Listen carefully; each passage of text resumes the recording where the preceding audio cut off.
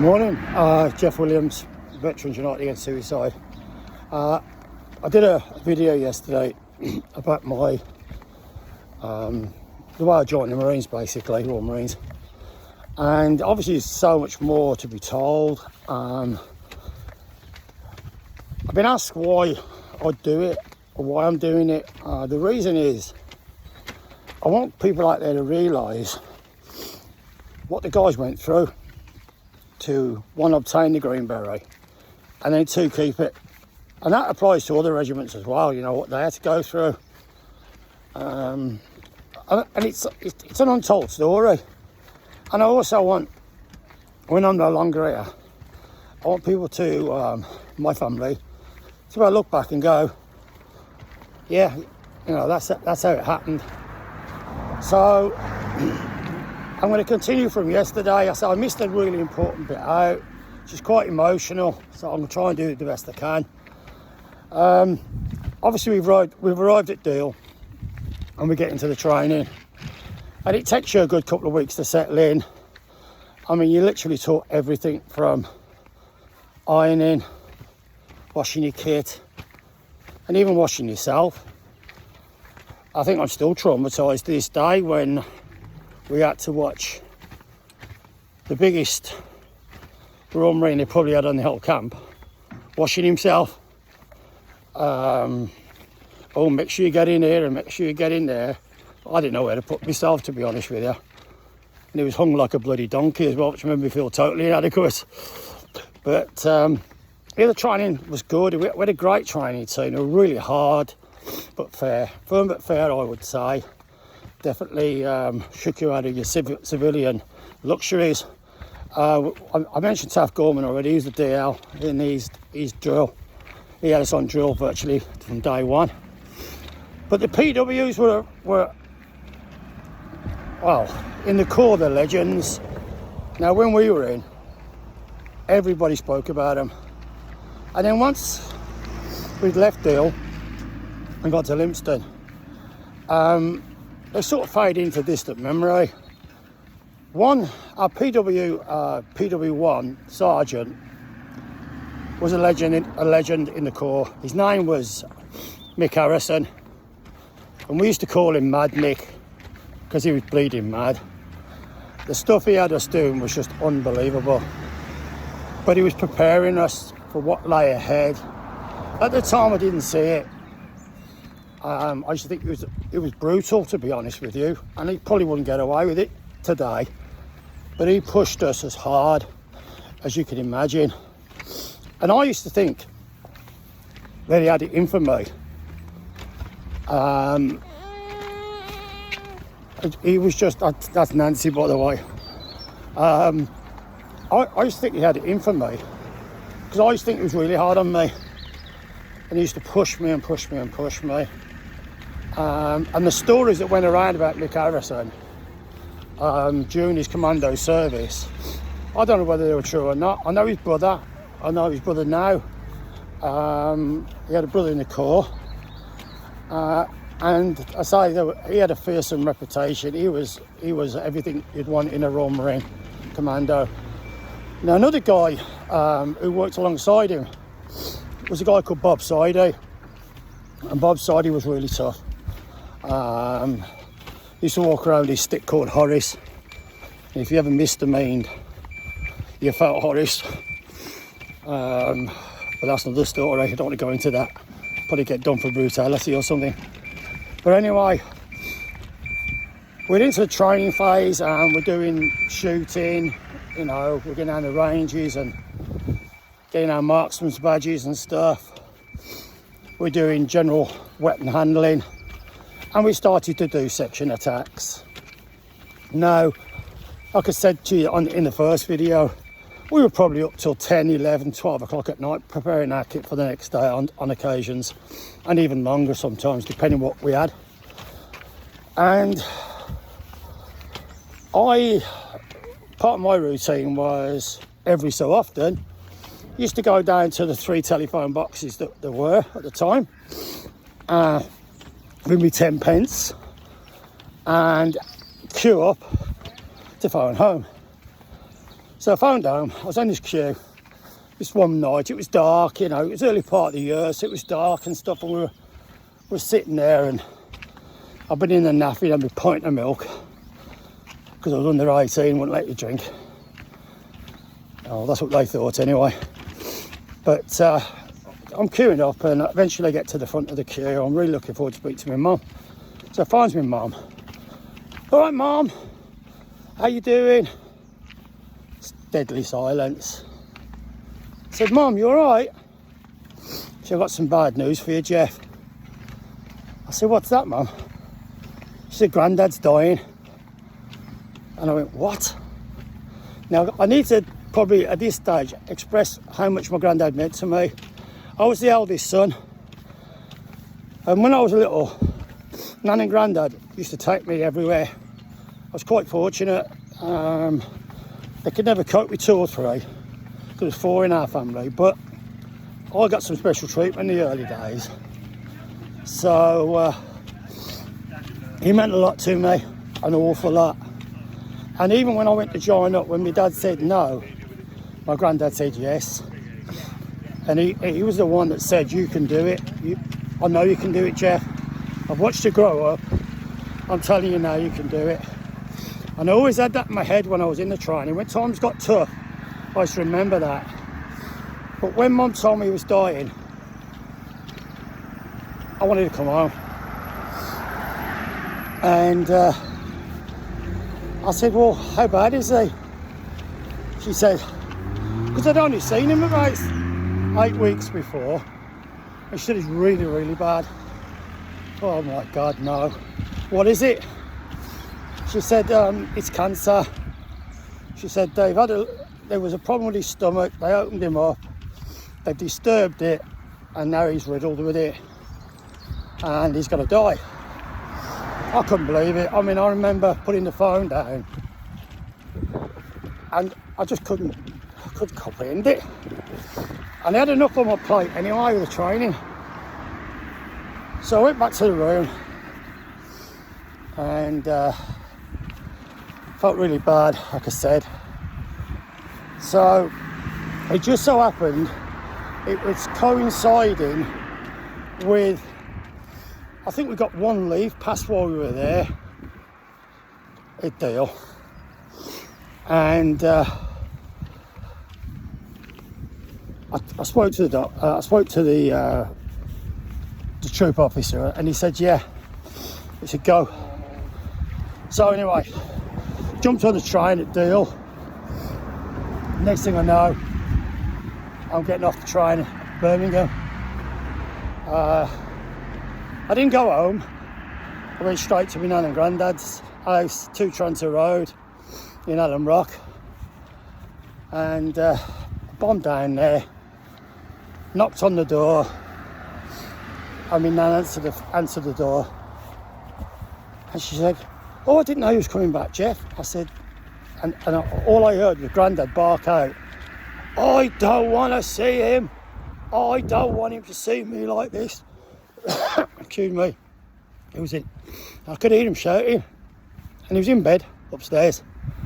So I said, Nan, can I come in? She said, yeah. She said, I said, how is he? He was really, really in a bad way. So took a deep breath and walked up the stairs. All the way up, he was shouting at me, don't let him up here. I don't want him to see me like this.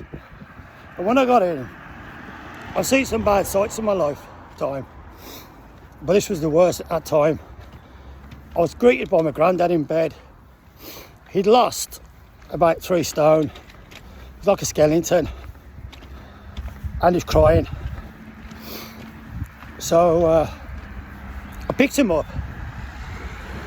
I said, Grandad, come in, mate.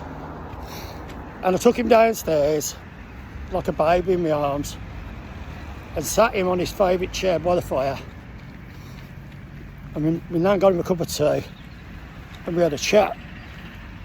And before I knew what I was, it was time to go back to Deal. So I had to get back on the train and go back. Well, that was the last time I ever saw him. And it haunts me because he did so much for me. it's just so sad. And anyway, about 3 weeks later, he died, and I was still in training. So I approached the training team and I said, look, the Granddad's died. He meant an awful lot to me. Can I get some compassionate leave? They said no. I said, please, can I go? They said, no, you're at such an important phase of the training. For you to go now would probably mean that you have to be back troops or dismissed. I said, well, if that's what it's got to be, that's what it's got to be. I said, I've got to go. So there was a lot of talking went on. Eventually got elevated to the troop officer. I think I started off with a troop sergeant, and then it ended up with a troop officer, and then a company commander. And somehow, I don't know how it happened, I wasn't privy to the conversations, but I was allowed to go back. At that stage of training, we'd only got our rough lovets, and they said I could wear them at the funeral. If I remember right, I had to wear a black button or something. I had to put some black stuff over the button, set one down, if I remember rightly, and I attended the funeral. But it was touch and go. But what it meant was I missed 2 days of training. And if I remember rightly, I came back and the guys were in the field. And I got in this Land Rover and they dropped me off at the Woodbury, wherever we were. No, I was in Deal, so it would have been Cold Blow or wherever it was. So we got up there and they're doing the section attacks. And I remember it because he said to me, we've covered a lot over the last 2 days and you've got to catch up. So the first thing I want you to remember is clap. I said, clap? He went, yeah. When you give a set of orders, they need to be clear, loud, as an order, with pauses. And I never forgot it. And it was tough. And I battled my way through that. And eventually we got to finish the 20 weeks at Deal.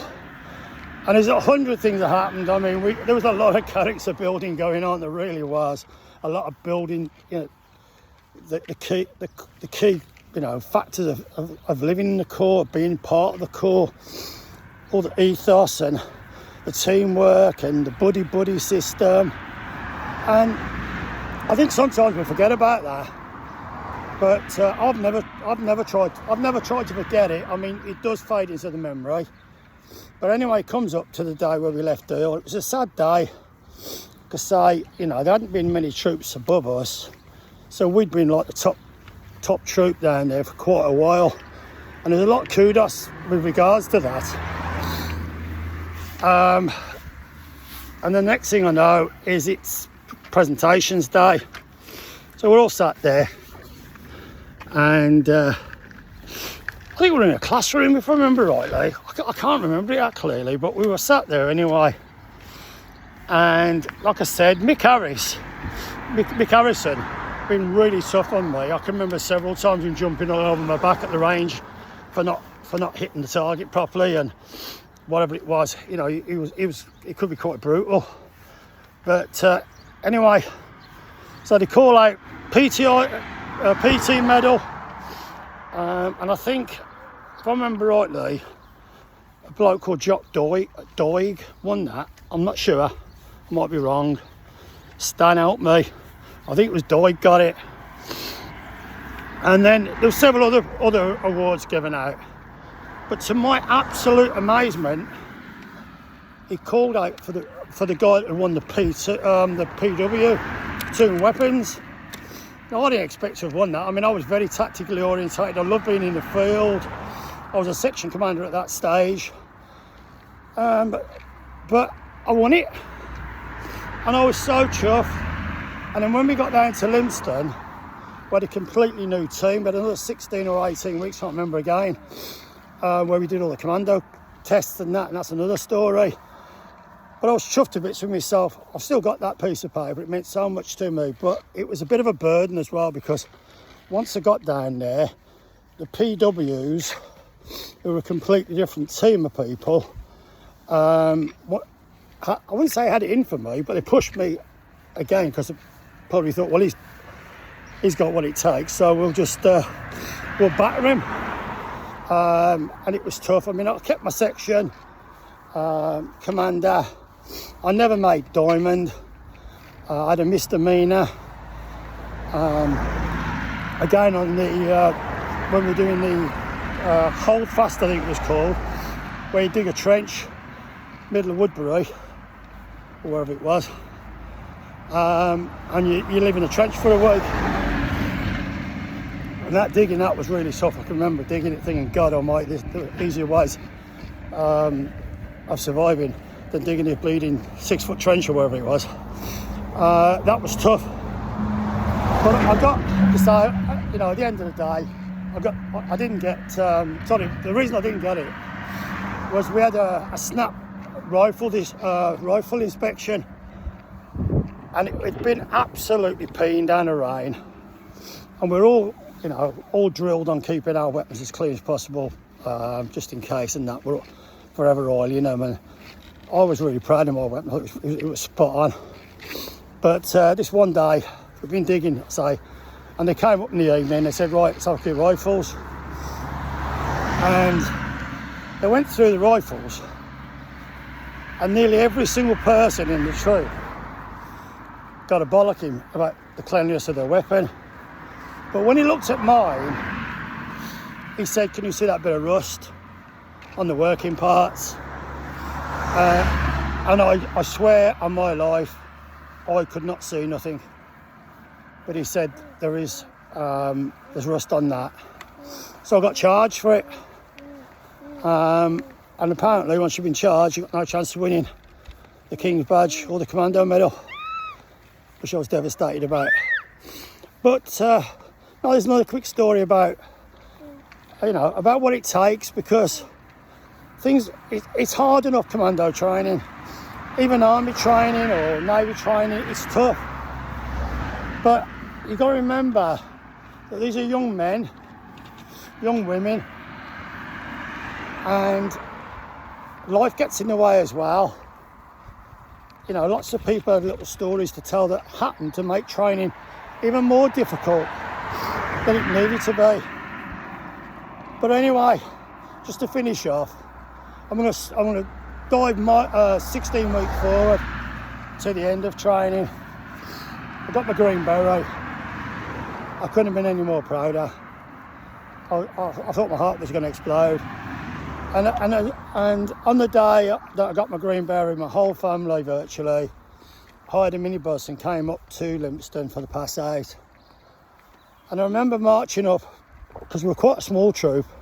By the time they whittled everybody down, we only ended up with about 18 people left. And I remember doing, the final drill parade, drill display. And as I was marching up, I could see my nan and my mum and my dad and my brothers and sisters all sat there in this little clump on the little stand they've got there. And there was a gap for Grandad. And when I passed out, I went up to Nan, and she said, he'd be so proud of you. He knew you could do it. And I'm sure he's looking down with enormous pride. I was proud anyway. I mean, you speak to any Marines, there's immortal words when you've gone through the trauma of your drill display and everything else, and you stood there on the parade ground, and he says, Royal Marines, to your duties, quick march.